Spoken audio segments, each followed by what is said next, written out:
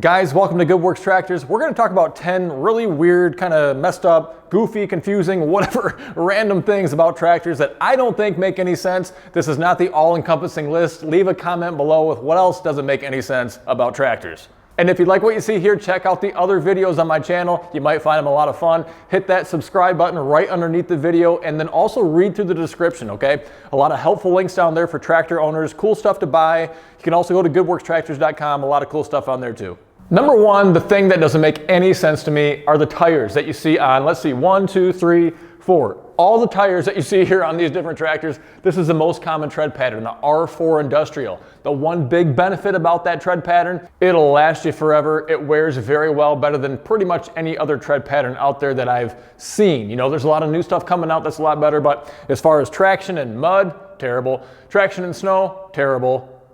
Traction on grass, okay, that's pretty good. Traction on roads, that's pretty good too. But there's just so many other tires that are better for traction all around that they just rank really low on that list.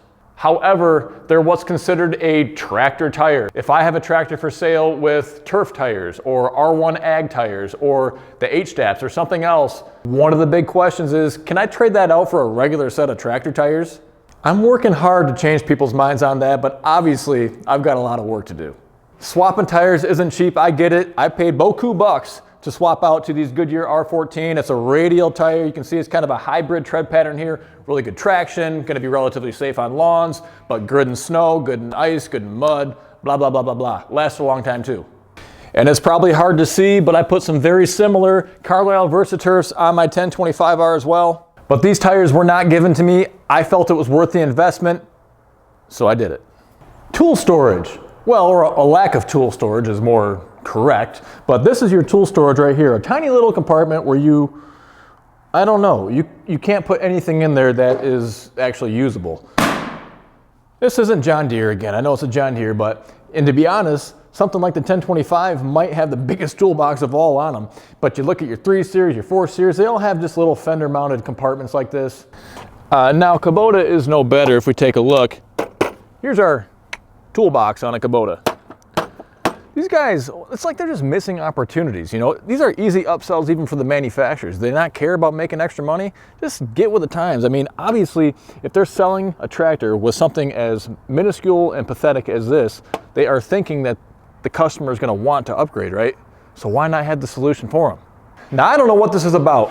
This is a 2 Series tractor, 2032R. We could talk about a 1025R, a 3 Series, a 4 Series, a Kubota, a Mahindra, a TYM, I don't care what the brand is, they're all relatively the same. You know what they are? They're long and they're skinny, they're narrow. And what's the deal with that? Tractor rollovers, whether it's side to side or front to back, if you don't have enough counterweight, ballast weight, it's a real problem. It kills people every year. I don't get why these tractor manufacturers don't have better solutions for that. Whether it's standard with spacers, requiring their customers get spacers, making the tractors wider, you know, I don't know. I've got a lot of problems with that. On top of the fact that they're lighter and lighter all the time. You know, these old tractors used to weigh so much more, help keep them planted to the ground, you know, but if you have that high center of gravity, even with a lot of weight, if it's up high, it's still doing you no good. You gotta have a low center of gravity, you gotta be spread out. Be safe, guys. Tractor rollovers are a real problem. Tie down points, okay? A lot of us actually trailer our equipment all over the place, at least from point A to point B on occasion, right? Most of the tractors have 0, as in nilch, nada. You can come up with some other words for 0. Blank, blanco? Nah, I don't know. The point being, why? I mean, what are you supposed to do? You know, a lot of guys will put it around the cylinder by accident because they don't know any better. They'll put it around axles and maybe pull too tight on a tie rod or a seal or something else by accident, or they just tie it down completely improperly altogether, maybe over a hood and dent that, or a grill, or the point being hoses, all that kind of stuff. Mudd's Customs at least came out with some stuff for the 1025s. They're working on stuff for other products too that are actual tie down points, okay? So this is a good, safe way to tie down your equipment, but the weird thing is that it's hard to see, but the same manufacturer, John Deere, has a tie down point here, and they got tie down points on the backside too for their skid steers, okay? So the corporation of John Deere is aware of the need, the benefit of having tie down points for equipment. Just not for tractors, apparently. Bad engine compartment access. Okay, now I'm going to show you something here. This tractor is actually 2009, so it's 11 years old. We're in 2020 right now. Hopefully we all forget this year. But anyways, the point being, this is an 11-year-old tractor, all right? So they actually had a pretty good design for engine access back then. All right, I'm gonna show you. That's great access right there. Guess what? They redesigned it, the new series, the 3R, this is the 3320. When they redesigned the series, what they did is instead of making a one piece like this, that gives you really good engine access, especially if the loader is not on.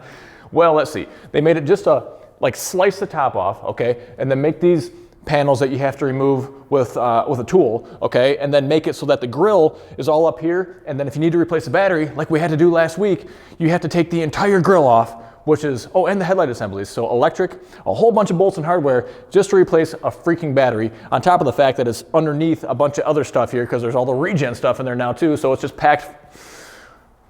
Can you sense my frustration? And this isn't just John Deere. These are all manufacturers, okay? It's like they go from making things good to bad sometimes. And no tractor manufacturer is perfect. Trial and error, that's what it's all about. But I hope you're listening, John Deere, because that is one of the stupidest things that I've seen. It took like an hour and a half to take off the whole grill assembly that we had on this 3046R, replace the battery, and then put it all back together. If it was a setup like this, it's complete, open, easy access. This is stinking awesome. Why can't it still be like that?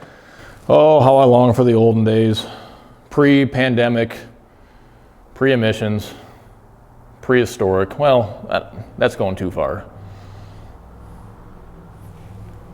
Wouldn't it just blow your mind if I told you that halogen lights are what comes standard on all of these tractors?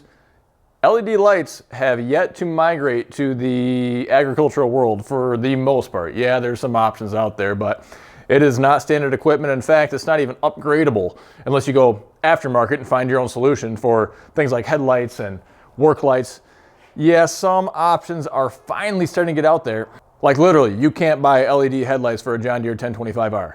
So I went to Amazon and got my own bulbs. I got bulbs, LED bulbs for the headlights. I got LED bulbs for the fender lights. You can do this for all the different tractors. I've done videos on it too, but it's just mind-blowing, okay? This is just showing you how slow to change the tractor world is. Let's just say there's some substantial market opportunity available out there if anybody's interested in taking advantage. Guys, really quick, take a look at this. This is the Speco Quick Hitch. It's the kind that doesn't use bushings, okay? No bushings required down here. I use this on my 1025. I use it on my 4066. They've been insanely popular, okay? All the other quick hitches out there use bushings down here, which cost a whole bunch of money, especially if you have a lot of attachments. Why? Nobody knows, okay? Get yourself a Speco. I can help you out. I ship these all over the country. Go to goodworkstractors.com. I'm happy to help. Let's talk about some really goofy pedal configurations for hydrostatic machines. This is Kubota, okay? Sometimes you're gonna see just the front pedal and just the rear, and this section here is basically just kind of underneath the floorboard so you wouldn't see it. This is a stupid configuration. I hate this. It's not comfortable to use your heel to push down to try to go reverse. Some guys say it will. I've never found it comfortable. I know I'm not alone. However, this is an improvement over their old style, which conveniently had the brake pedal mounted just mere inches away from the go forward pedal. So in case you needed to come to an emergency stop, maybe you pressed the wrong one, maybe not, maybe you get lucky. Hey, but don't worry, John Deere's not free either. Look at this, you got two pedals side by side. I do like that setup, okay? Except for the fact that this one here is your go forward, this one here is your go backwards. But in your vehicle, this one here is your go forwards and this one here is your stop. So if anything, I'd like to see the natural inclination to go forward be on the outside pedal here. I don't know, I mean, that's common sense to me, because if you at least start to tap the reverse pedal, it's gonna kind of at least jerk the machine to a stop. It's a hydrostatic transmission. It's not gonna damage it right away. But at least it's a more natural feel versus completely the opposite, just to try to confuse people. It's like they did it on purpose. I know some guys think it's easier to hit this pedal when you're turned around looking the other way behind you. But come on, we're talking a few inches here. I mean, is it really that big of a deal? An extra remote on your tractor, okay? SCV, third function, rear remote, grapple ready. You hear it called a lot of things. Think about it this way, I'm gonna simplify it for you. You already have two of these on your machine if you have a loader, okay? One SCV or one hydraulic circuit, SCV is selective control valve, is like this right here, okay? This is an extra one, but you have two of them that are mounted up there. So one circuit like that is going to allow you to raise and lower your front end loader. The second circuit, the second SCV, is going to allow you to curl or roll your bucket. What happens if you want to have a grapple, the #1 most popular attachment I'm asked for every spring and summer? My first question that I ask all those tractor owners is, do you have a third function on your machine? No is the answer by the vast majority of them, or what is that? We got a long ways to go on educating the tractor market. Shame on all the dealers out there for not doing it, because when all these folks are buying tractors new or used at their dealerships, they need to explain this stuff. But if you want to maintain that functionality on your loader, raising and lowering it, and if you have a grapple, being able to, to curl or roll it while you have it open or closed, well, then you have to have a third function to be able to open and close it while you still maintain your other functions. That's where something like this comes into play, and it's not standard on any tractor out there. So if you're shopping my website, if you're shopping anywhere else, don't expect them to have it on here, okay? 90+% of the pieces of equipment that I sell do not have third functions or fourth or fifth. This has a third, fourth, and a fifth. Pretty sweet. This is my tractor. But you can run a grapple with it. You can run a hydraulic top link to make hooking up things, or a side link, to angle like box blades for grading, that kind of thing, or a rear flat blade. You can put hydraulic chute rotation on a rear mounted snowblower. The list just goes on and on and on. On the flip side, I get it, right? Some of it is the consumer's fault. We are so focused on the lowest price that one of the ways that they can cut cost out is to reduce things like this. It's an expensive option, $1,000, $1,500, whatever it is, just depends on the tractor, but it's a way to cut cost out. And then a lot of customers just aren't educated enough to know it's really valuable. And when you think about owning a tractor for 20 or 30 years, it's like $50 a year to have this additional function on here that can do so much more work for you, accomplish that many more projects, and just make life that much easier. Okay, I promise I'm not picking on Frontier here. I'm not picking on John Deere. Well, I am, but everybody else is guilty also. I'm talking about attachments, designs from the Stone Ages, all right? Look at this thing. It's just a hunk of steel, square. There's no innovation here. Everybody else, every other industry advances at the speed of light, it seems. And the agricultural industry is just so slow to change. I'm gonna give you an example here of my favorite product, one of my favorite products, the HLA snow pusher. But that's why I'm happy I'm not a John Deere or Kubota dealer or anybody else. I'm able to kind of pick and choose the attachments that I want to carry. These two pushers right here that are Frontiers were both trade-ins, okay? The guys didn't want them anymore. They wanted something different. But you look at this design right here and it's just archaic. I enjoy working with innovative manufacturers and I can get the ball rolling. And if they don't, guess what? I'm looking to make things myself. And this is just one example, okay? But take a look at this design right here. You got a radius back on the snow pusher, a back drag that completely encloses the top of it. You have reinforced side plates here, but you're just using a lot of innovation here to make it a better product. And that's one of the reasons that this kind of product right here sells itself. It just needs to be shown to people, and then it just sells. I'm not a good salesman, but good products sell themselves. And that's why those Frontier snow pushers, they just bore me to death.